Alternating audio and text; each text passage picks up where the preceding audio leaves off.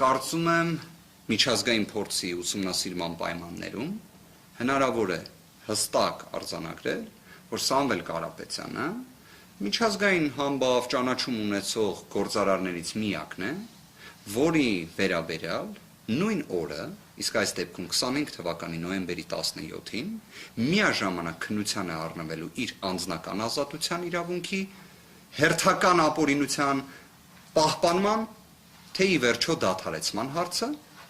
եւ միաժամանակ նույն օրը իր սեփականության իրավունքի վերաբերյալ հարցը։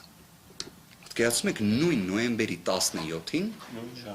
նույն ժամին 10:00-ին մի կողմից հակակոռուպցիոն դատարան, մյուս կողմից հանրային ծառայությունները կարգավորող հանձնաժողով։ Բայց մի կարևոր հանգամանք նշեմ, թե ինչ նպատակներ զուգահեռաբար ունեն օրվա իշխանությունները, որտեղ քաղաքական հետապնդումը իհարկե ճյուղավորումներ ունենում է։ Քաղաքական հետապնդումը իր մեջ ունի լատենտային բաղադրիչներ եւ իր մեջ ունի ակնհայտ բաղադրիչներ։ Բնական է։ Նոյեմբերի 17-ին ինչ տեղի կունենա ՀՑԿՀ-ում, ինչ տեղի կունենա հակակոռուպցիոն դատարանում, կապրենք կտեսնենք։ Բայց ես հնարավորության սահմաններում, ինչքանով որ հասցրեցի, ՀՑԿՀ-ում տեղի ունեցող նիստի հետ կապված ակնհայտ է, չէ, որ հանրային ծառայությունները կարգավորող հանձնաժողովի առնվազն 2 անդամ, այդ թվում հենց առաջինը նախագահը, բացարկման ենթակային։ 1. Երկրորդ, նիստի ընթացքում ակնհայտորեն ներկայացվեցին, որ վկայակոչած այդ խախտումներից 60-70%-ը, որ հունիս-հուլիս ամիսներին խոսում էին, չկա։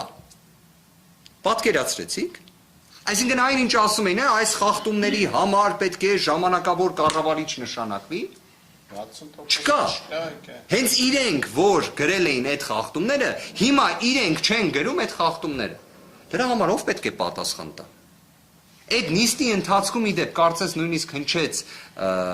Դավիթ Ղազենյան մի քանի հարցադրում, մի քանի տվյալ հրապարակեց, ի պատասխան իր ասացի, պատկերացնում եք, կորպորատիվ տնտեսական բնույթի լրջագույն հարց է քննարկվում։ Լիցենզիայի կասեցում զրկում համարժեք է սեփականազրկման։ Այնտեղ կարծես ժամանակավոր կառավարիչը ասում է այդ իմ միտքը, որը ես նշել եմ, դա քաղաքական հայտարարություն եմ արել։ Կարող է մի 10,000, 20,000 թվերի մեջ սխալված լինել։ Ինչ կլինի հոկտեմբերի 17-ին,